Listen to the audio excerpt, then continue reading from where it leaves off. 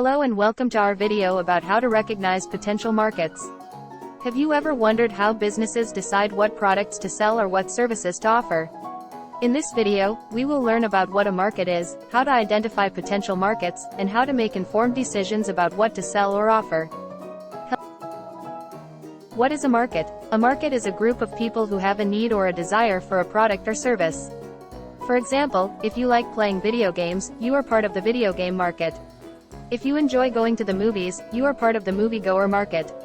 Businesses try to identify markets that have a need or desire for their products or services.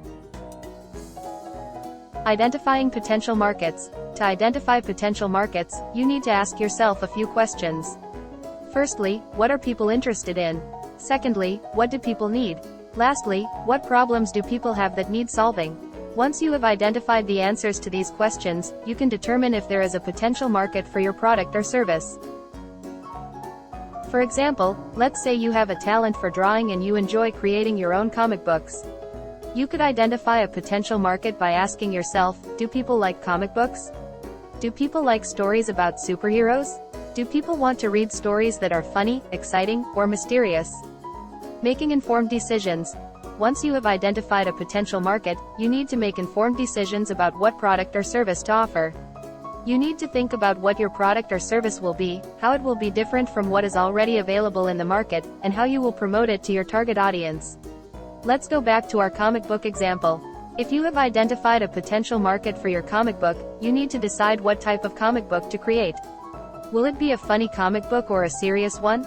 Will it be about superheroes or about animals? Once you have decided on what type of comic book to create, you need to think about how to promote it to your target audience.